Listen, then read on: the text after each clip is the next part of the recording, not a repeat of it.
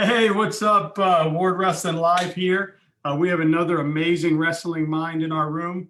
Uh, she is the one and only Geneva Gray, 20 plus years in wrestling. She started the Bacone College women's program, graduated from U of North Colorado, Denver native.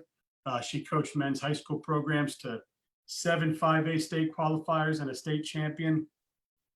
She is and was a training partner and coach to a lot of Olympians and world champs.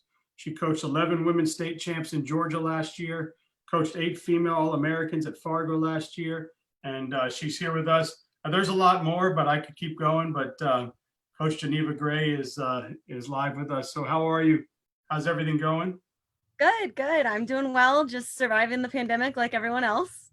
Wow, awesome. So is Georgia home now, or are you back in Colorado?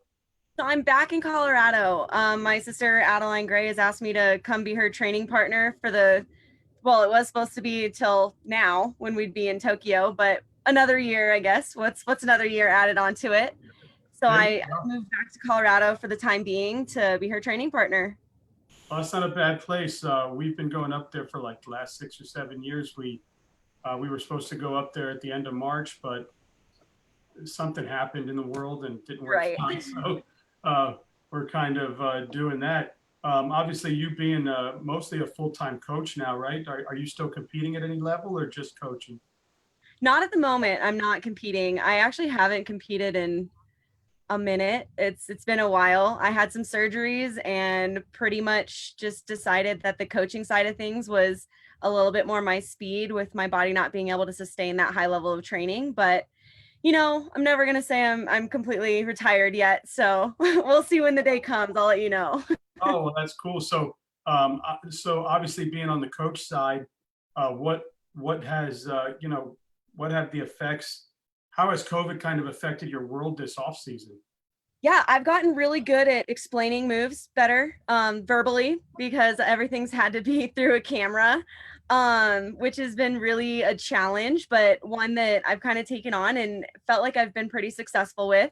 I've gotten to work with girls from all over the country, which has been awesome. Normally, I just kind of stick in my realm and I get to work with whoever's able to meet me at this gym at this time and do it that way. But now I've been working with girls from Nebraska, California, here in Colorado, a lot of girls from Georgia, some Florida girls, Indiana, like all over. So it's been really fun that I've been able to spread out a little bit.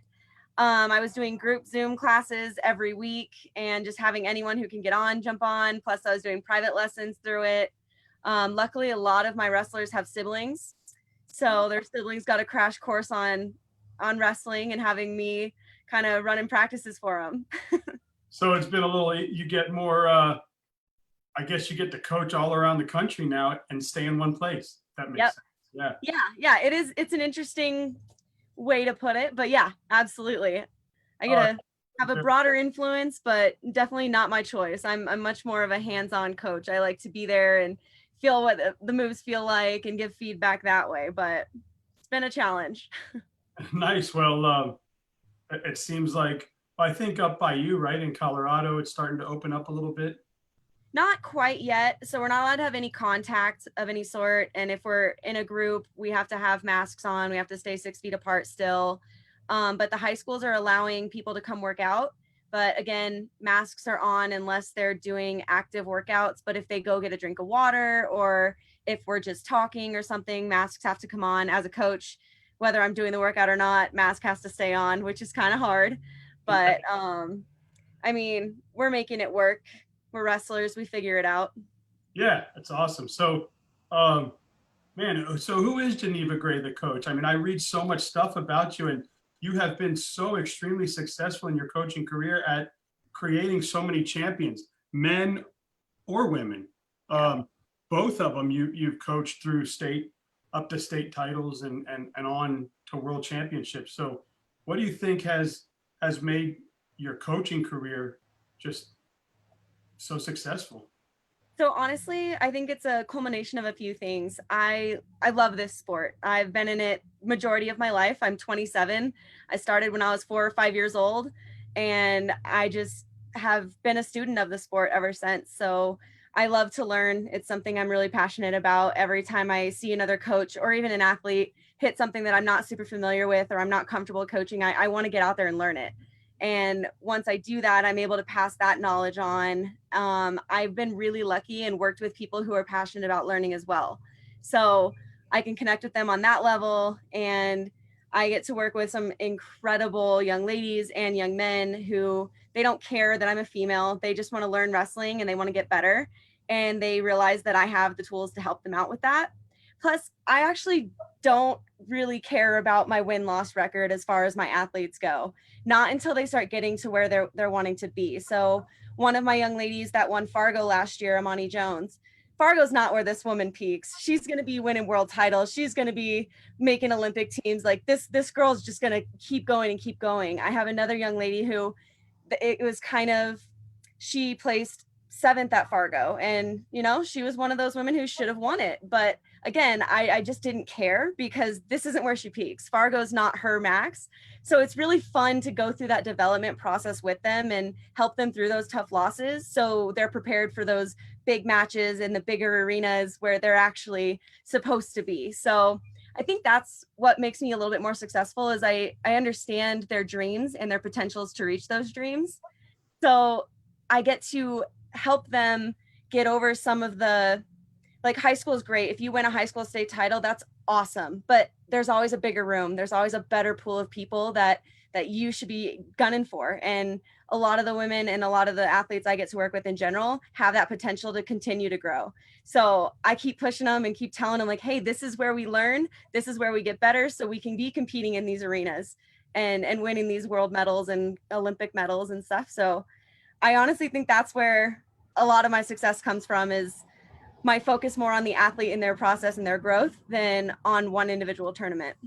And it obviously shows because you've been very successful. As Bud Hennenball just said, thanks for having Geneva on.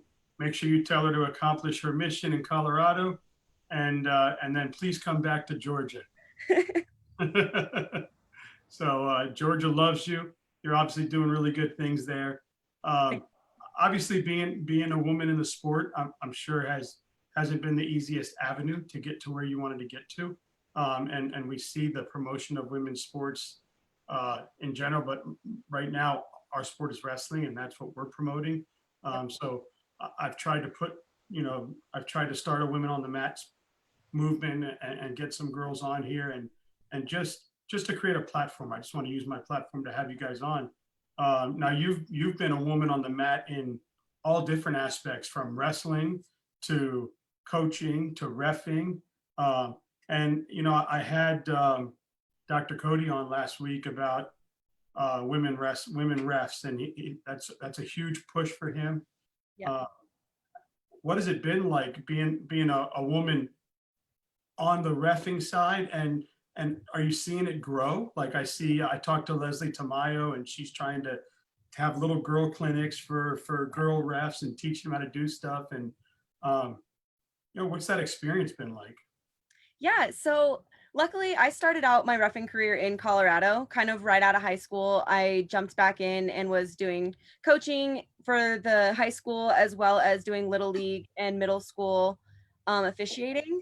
So going back and doing more folk style was a little bit difficult for me, but I also jumped into the freestyle and Greco side of things. And to be honest with you, I'm not a good Greco ref.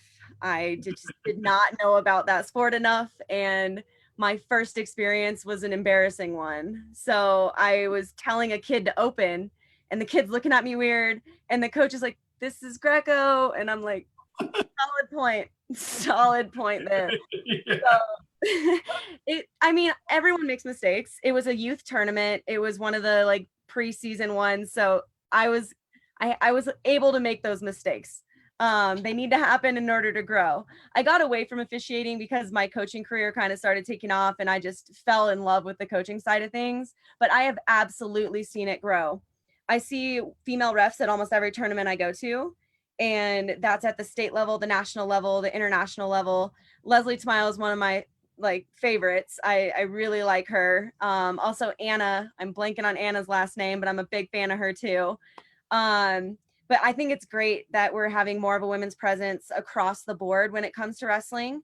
And that's why I think it's so amazing that you're using your platform in order to let people know about this, because people don't know that women can be more involved in this sport other than just the athletes. They can be the coaches, they can be the trainers, they can be the officials, they could be the chair and judge, they could be involved in USA Wrestling. Like I was part of the events intern program for a year through college, and my boss was a female, Tiffany Clark. And then it's just amazing how many women are involved in the sport, but people don't know about them. They know about all the men that are involved.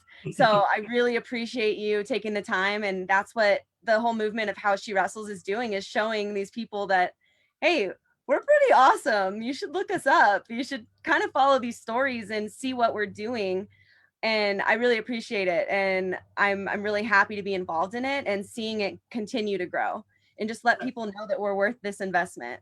And are you seeing, I know, excuse me, Leslie said that are you starting to see where they're not just sticking the girl ref in the corner with the girls? They're starting to let them ref kind of throughout the whole tournament. They get to be on men's and women mats, or is it still okay, you got to go ref the girls and that's it?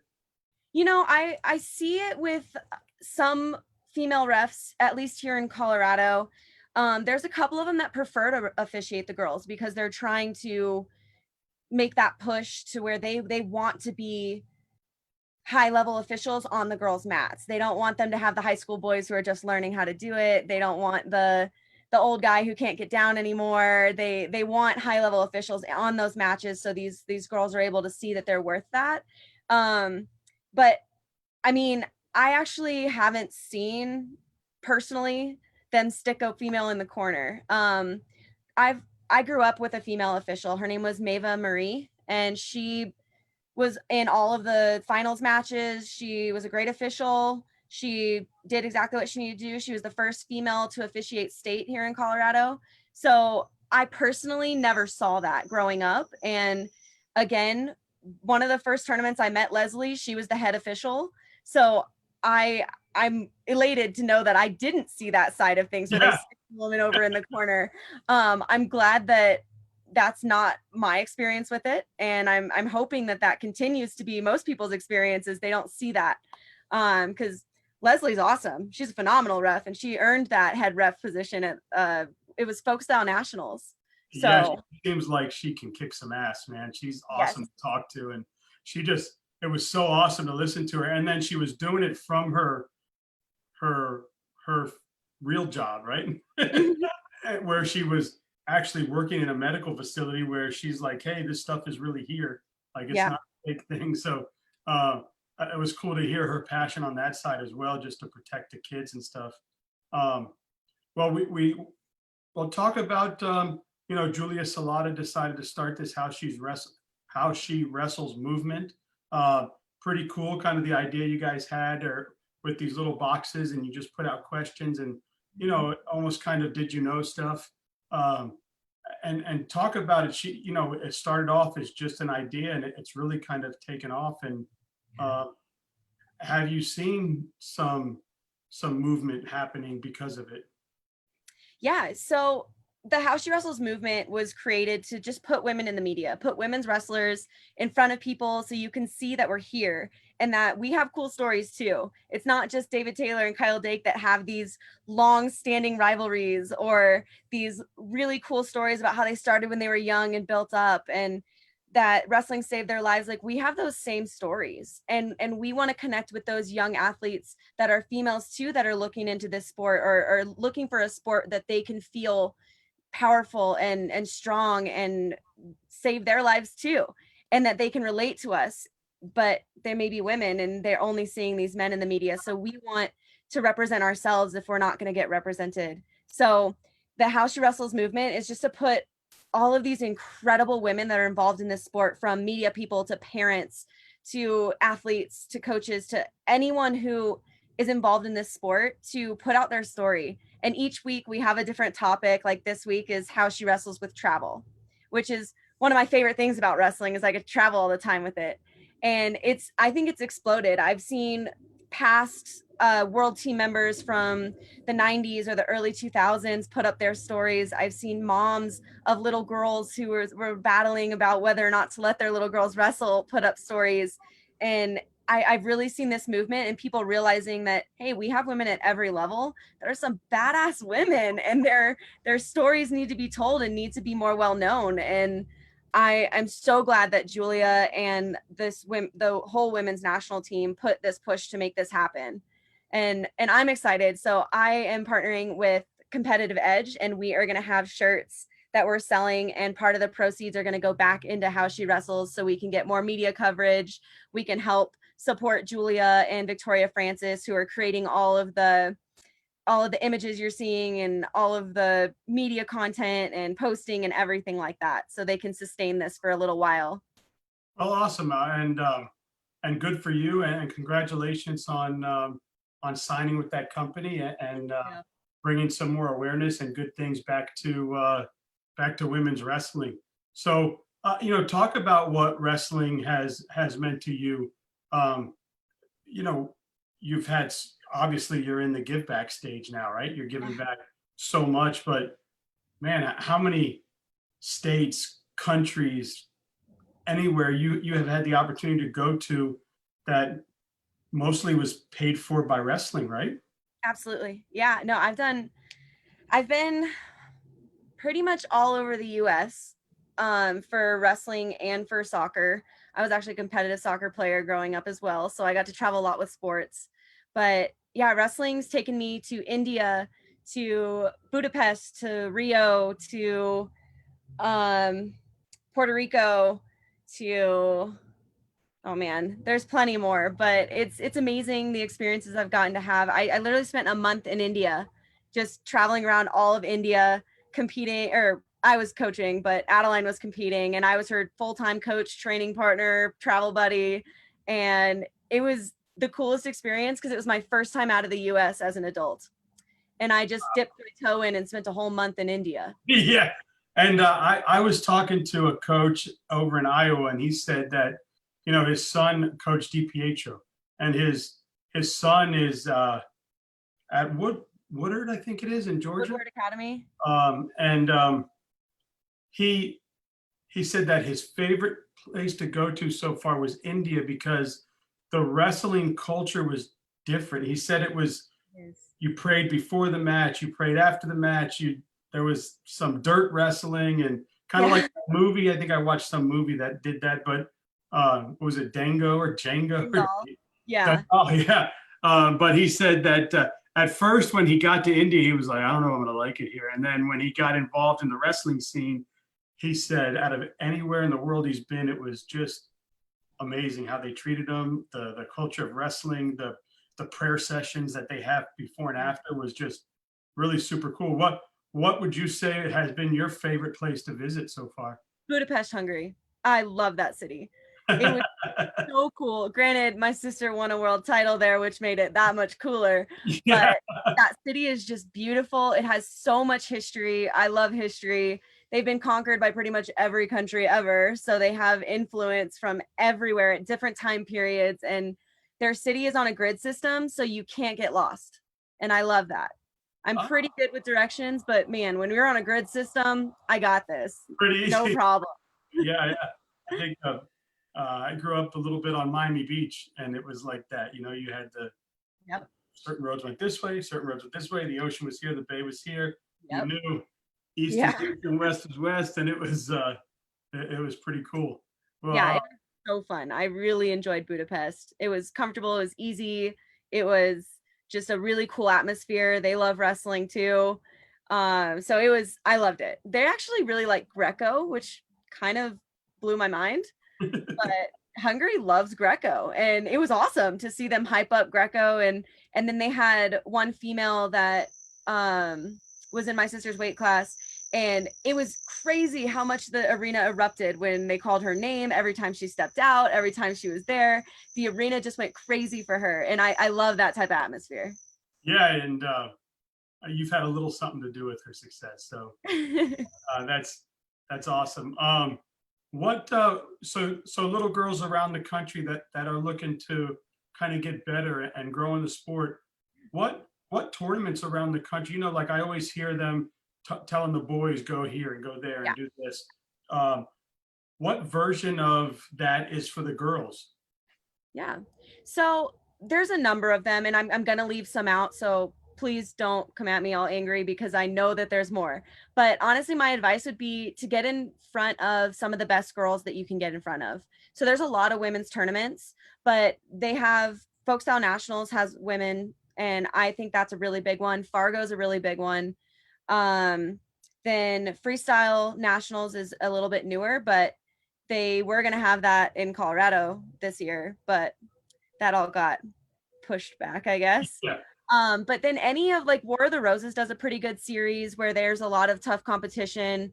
If you're a little bit newer, War of the Roses is actually a great series to get involved in because they have a big range of like experience levels. So I think they're a good one to just get in front of other females that you're able to wrestle with. Super 32s is a good one for people who are like 8th grade and up. Then the Rocky Mountain National Series is good. I know they do that here in Colorado, and then I think in Reno. But honestly, just finding where the competition is. And a lot of these girls would love to get more competition. So if you're like, hey, I'm going to this tournament, is anyone else going? Or I want to look and go to this tournament. There's a ton of chat rooms on Facebook or just pages that you can just type like, hey, we're looking to go to a tournament this weekend. Who has something and who's going? And people are really responsive because, I mean, we are a little bit spread out still, but it's growing and we want to find that competition and you'll travel for it. So. As the states are sanctioned, so there's 27 or 28 now, right? And as girls teams are full and girls are finding schools and can do all that, do you think that they should just do freestyle for the girls at the high school level, or do you think they should stay with folk style? So I wish the entire US would do away with folk style, to be honest with you. It's so far behind the other countries, and freestyle and Greco just have a spice to them that we can never replicate. I grew up in folk style, so I do have an appreciation for it. Watching college wrestling is one of my favorite things, actually. I told you I'm a serious student of the sport. My family teases me about how much I actually love wrestling, but like my idea of a great date night is to order wings and watch college duels. Like that's something I do. So I do have an appreciation for it. Don't get me wrong, but anyone out there that wants to date Geneva Gray, remember that it's a cheap date. You just got to come by and watch wrestling. Yeah, there you go. The secret's out. But I do wish that the women would put more of an emphasis on competing in the freestyle style in general, just because that's what we compete in college as well as internationally and anything beyond just inner US stuff. So if you do anything overseas, you will never wrestle folk style. It's just not going to happen. So if you want to start competing on junior world teams, cadet world teams, Pan Am teams, any of that, freestyle needs to be your focus. I don't hate on folk style because I really do believe it can help you with your neutral game. Wrestling's wrestling. I do believe that. So I'm not saying don't do folk style, but getting introduced to freestyle and just kind of pushing and making that more your focus and finding coaches who are going to help you in that freestyle game, I really think is going to be more important. And if you're really focused on folk style, freestyle will help your neutral game more than anything will. So definitely. Yeah, that's what I've learned with this show. They say, you know, it'll teach you how to save your legs, protect yourself, not put your head down, right? Things like that. I think I've heard. So I'm not super smart to the sport. I just had a purpose, and this is what I got from it. So far so good. I think you're number like 264 since April 6th. So I've done a few of them, and I'm looking forward to doing more. And then obviously I just want to be another platform that you can send the ladies to be able to speak. So that's why I set the background up, and please send all your friends to me. I know that the big thing is, and you talked about, is just promoting the girls. I mean, there's so many girls in the sport that we should know about that we don't, right? And I think UFC was good at this. They slowly started to to show you who these girls were. And now every card we look forward to, like, who's the girl in the card? Oh, she's a badass. I can't wait. I mean, I went and I just today I went onto Google and I pulled up, and I mean, I found out that, and I put it on the thing that the girls are #2 in the world of 46 nations with the world medal count. And girls, I mean, I would have never known. Obviously, your sister, but even more, Christy Steinler, Marie Ziegler, Vicky Zumo, Afsoon, I can't pronounce the last name. Tricia Saunders, Margaret Legates, Patricia Miranda, Clarissa Chun, Alyssa Lampe, Asia DeWeese, Shannon Williams, Stephanie Murata, Jenny Wong, Sarah Hildebrand, Helen Morales, Chakar Winchester, Becca Leathers, Jackie Berube, Tina George, Tatiana Suarez, Sally Roberts, Allie Reagan, Leah James, sorry, Sarah McMahon, Elena Perskova, Mallory Velt, Leah Kanwai, Sandra Basher, Christy Morano, to Carla Montgomery, Katie Downing, Adeline Gray, Tamara Menza, Iris Smith, Ali Bernard. I mean, these are all world medalists for the USA that I would have no idea. I wouldn't have even known. I think I knew like 4 of them because of my show and what I've been doing and learning. But now I know more names, and I wrote them all down because I just couldn't believe it. And 5 of them have won Olympic medals. Patricia Miranda, Clarissa Chun, Helen Morales, Sarah McMahon, Randy Miller. They've all been Olympic medalists for the women who have only been in the Olympics a short time. So, I mean, these are all world medalists. If you don't know them or their stories, look them up. I couldn't believe it. There's one lady in here that was like a multiple-time gold, 4-time gold medalist, Tricia Saunders. I don't even know who that is, but I'm going to learn who it is. And I think these names, There's a high school award called the Tricia Saunders Award, and she's incredible. She was one of the original women to come train at the Olympic Training Center with Terry Steiner. And look up some of these women that were pioneers in starting the Olympic Training Center movement, with having women's wrestling starting in 2004 in the Olympic Games, but being a world championship sport since I believe it was like 89 or 80 something was the first one. But these women were competing, and they're paving the way for the rest of us. And I've had the pleasure of meeting a lot of those women and coaching alongside like Christy Morano Davis, and then obviously my sister and Tamara and Sarah Hildebrandt and Allie Reagan and Kayla Miracle. Like, all of those women are right now. And so don't miss out watching their careers and watching them excel and watching them go through those hard moments and pushing through just like any other wrestler. So it's really cool that you just did a Google search and were able to find all those women, because they're that cool. And that's what I love about How She Wrestles, is we're starting to put their names out there, and we're starting to put their stories out there, so we can find out how Sally Roberts almost went to jail because she was a bad kid. And then they told her, all right, you either get wrestling or a sport, or you go to juvie. And she was like, all right, I'll try a sport. And this is the only sport that didn't cut anyone. And she goes on to win Olympic medals, to become the CEO and co-founder of Wrestle Like a Girl. She was a captain in the Army. Like, Sally's accomplished so much in her life that wrestling helped her do. And she's a well-known name, which is kind of cool. So yeah, I know her name now. I didn't know it before, but I've got lots of names. Good. I'm so glad. It was pretty cool. And what really sucked is it was hard to find them. Oh, it was? And not as easy. Like, I can just type in world medal boys and things come up. I found a Wikipedia page after a few different designs, and it said Women's World Wrestling Freestyle. And it had all the women for the entire world. And I had to go through in each weight class and look for the American flag. So I found the American flag, and then I knew that was American. And then of course, girls went different weights. So I had to go back and like count, make sure I was getting them right. And we had a different amount of weight classes. So for a while, our world championships had 10 weights and our Olympic championships had 4 weights. So until this last quad, it was only 4 weights. And then they bumped it when wrestling went through that thing about getting dropped from the Olympics. They made it a little bit more equal. and now it's 6, 6, 6, and 6. So Greco gets 6, men's freestyle and women's freestyle each get 6.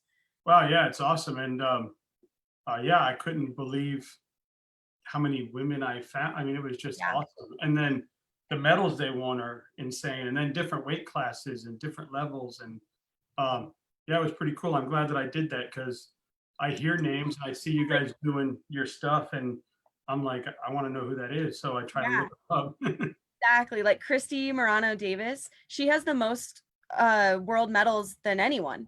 She has 11, I think, or 11 or 9, one of the two. But she's leading it right now. And then Adeline has 7, and she has the most world medals of any male or female, including John Smith and Jordan Burroughs. She has 5 world medals. And now she just wants that Olympic medal to top it all off. But yeah, well, fingers crossed, right? Yeah, absolutely. And, so I'm guessing for the next 12 months, your mission is be her training partner? Yep. That's pretty much my focus is, I mean, during the pandemic, we've been training, but it's nice because we're quarantined together. So we can kind of wrestle in the living room and do as much as we can, which is difficult. But now that they're starting to allow us to get on the mats with high precautions and things like that, we're able to start training a little bit more. And we've gotten a lot of lifting in. We've gotten a lot of cardio sessions in and a ton of stance and motion, some hand fighting, but we're looking forward to getting mat wrestling in. And yeah, that's going to be my focus, is get her to exactly where she needs to be. Is there still paint on your walls? So it's a little bit more durable. A little more durable. Okay, good. I could imagine. I can't imagine like your parents watching TV when you girls were little and they're like, "Get out of the way." So actually, Adeline was the biggest kid in her class, and I was the smallest in mine. And we have 2 younger sisters as well, and we actually weren't really allowed to hit each other or roughhouse very much because Adeline was so much bigger that she would hurt us. So it was more of me cheap shotting her and running away and crying before she could hurt me. But now as adults, meanwhile, you're her first phone call to get her better. Right. Yeah. Now as adults, it's a little more even with us being the same size, which helps. Yeah, and that's awesome. Well, I mean, obviously USA, go USA, wish her luck, and good for you. I'm sure it's good to be back at home. I think the real heaven is Colorado. So I think that's whenever I go there and I get up to the mountains, I'm like, so this is where God lives. Right. This is amazing. Yeah.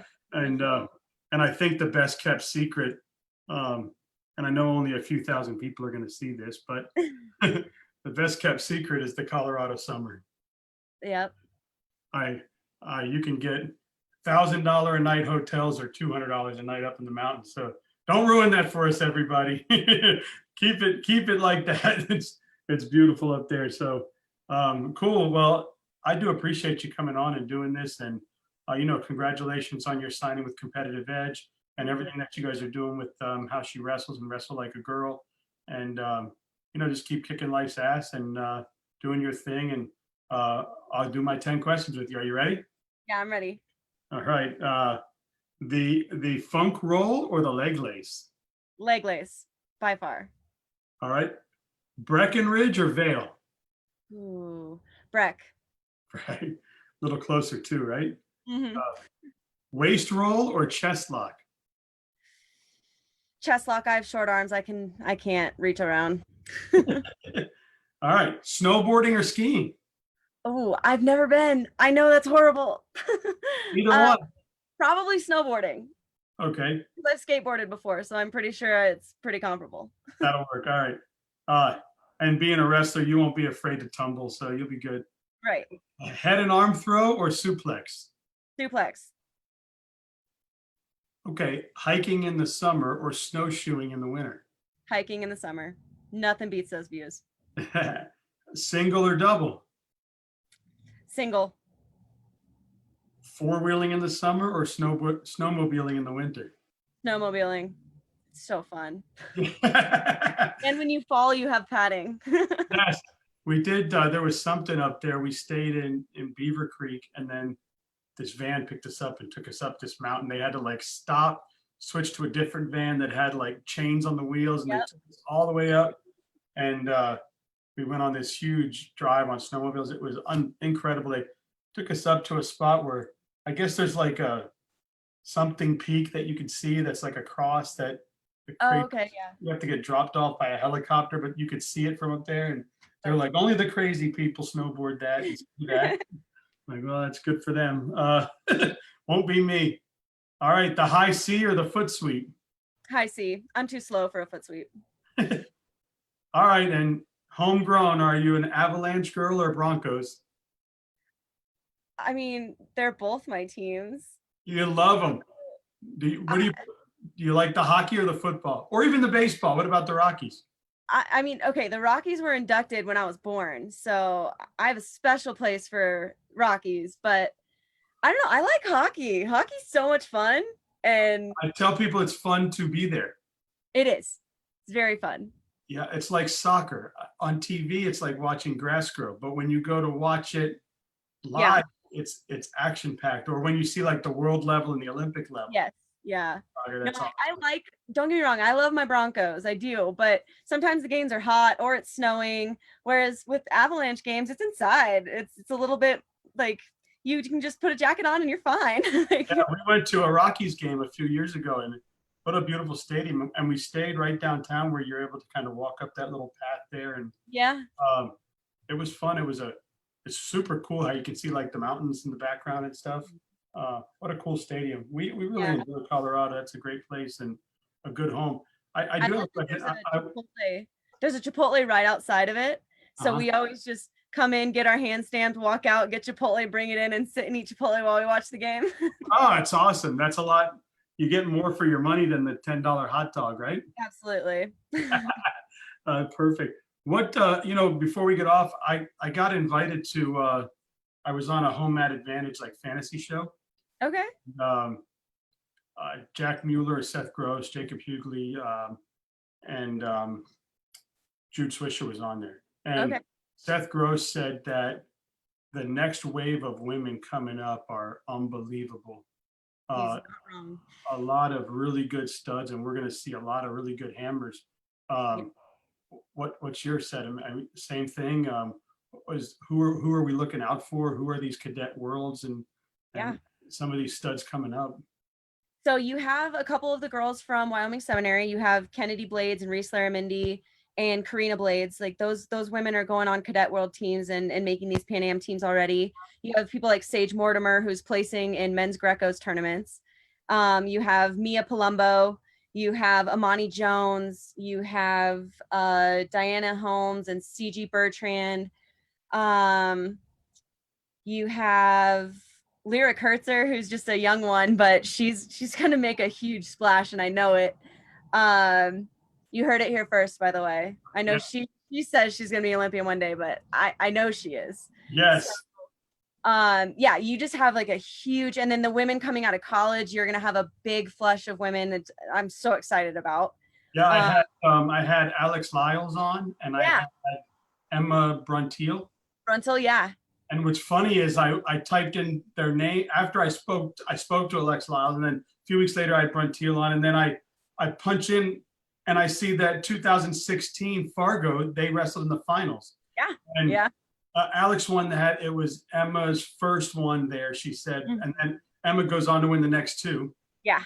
And Lyles goes on to be, we all know who she is now. Yeah. The W cap up. She just got out of Army.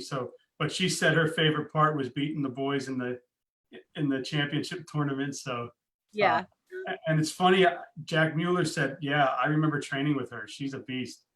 Yeah, no, it's funny how many of the guys who wrestle in college and stuff will be like, yeah, we'll roll together. And then they're like, holy crap, like you're really good. And it cracks me up that I'm like, yeah, I know we wrestle the same level. Like, why wouldn't I be good? And it's funny to me that they like are surprised by that. And then they have this newfound respect, just like the coaches do. And after they work with us and they're like, wow, like you guys are legit. I know. We put in just as much work as any of your boys, if not more sometimes. So it's kind of funny, but once we build that respect with them, it never leaves. So I love that. Yeah, and it's good. And I think the best thing I've heard from girls that I've gotten to talk to is that girls are being looked at as just another wrestler in the room now, not as, Mhm. oh my God, you got to wrestle a girl, or don't Yep. touch her, or don't do this. And um, but it's sad. Like I had Skylar Grote on, and Yeah. she was like, the worst was like the parents. Like she almost quit wrestling twice because parents were saying things that she's like, forget the kid. I get other kids like nanny Yeah. nanny boo boo and just joking around, and you're gonna wrestle a girl. That's all okay, right? But it's the parents that really affect these little girls' minds, Yeah. and make them think or believe that they can't be who they want to be or do what they want to do. Right. And and that's a shame because it's not their own parents are saying, "Hey, go be who you want to be," Yeah. but then they're hearing something else at these tournaments, and it's making them maybe not want to pursue a career. So how many little girls are lost that way? And I'm sure that it still happens, and luckily, like, I'm sure it happened when I was young too, but I was shielded a little bit from it. I don't recall any time that a parent said anything to me. I saw the way that they would react to their child when they lost to me, and that blew my mind. Like, I in high school, my freshman year, I beat the our big rival school. Their supposed state champ was going to come in here, and he ended up not being state champ quality, but I beat him, and his dad like pinned him up against a wall and was screaming at him like, I can't believe you lost to a girl. And I was just like, why? I've been wrestling longer than him. I know what I'm doing. And it was just a weird experience. But I honestly don't understand how a parent would say anything to a child in the first place that wasn't like, hey, good job, or just be an adult and walk away from it. I don't know why the child needs to be involved. I don't get that. I don't know. I don't really know how to address that in the first place. If it was a parent on my team, I guarantee I would be having words with them and it would never happen again, or they wouldn't be on my team anymore. But I don't get it. Why, when you see all of the benefits that this sport is giving these young men, why wouldn't you want that for your daughter or for your sister or for yourself? And it's given me all of those things, the confidence that I have, the strength I have, the ability to approach any challenge knowing that if I'm not successful, I'll figure it out and I'll continue to grow, and I'm not afraid to fail. I'm also really excited when I'm challenged because I love to grow and know how great I can be. So it's something that I gained through wrestling, and I want to see everyone have that opportunity. And I want people to realize that that opportunity belongs to everyone, not just one gender or one age group or anything like that. So I'm excited that the world is starting to recognize that and that this push is happening. Yeah, well, maybe that boy can look at his dad now and be like, Dad, that's who I lost to. Right. I mean, she is. Yeah. I mean, she's done pretty good for herself. Well, that's cool. Well, thank you so much for coming on. I really do appreciate it, and it's just an honor to talk to anybody, um, but especially getting ladies on. I know they're very hesitant because of what they've been through, and but Yeah. to the ladies out there, I'm not a creeper when I hit you up. I'm just trying to get your voices heard. Um, so reach out. Hopefully, you start to see some of my shows with other women in your sport and decide to reach out. So please feel free. Anyone you know up there in women's wrestling, please feel free to share my link with them and have them come on. And good luck in the next 12 months doing what you're doing. And I look forward to hopefully getting to talk to you again and seeing your sport grow and continue to grow and do big things. So good luck to you, and obviously good luck to your sister. Hopefully she gets to her goal, and you're there helping her, pushing her along the way. So Thank you. I really appreciate you having me on and being so supportive of us and just giving us a platform to be heard. I can't thank you enough for that. well, thank you so much, and you have an absolute wonderful day. And I'm jealous you're in Colorado and I'm in Orlando because I like it there a lot. So enjoy it. You're probably not enjoying any of the Colorado beers right now because you're working, but if you Right. do, have a cold one on me. Sounds good. Thank you. You take it easy. Have a great day. You too. Bye.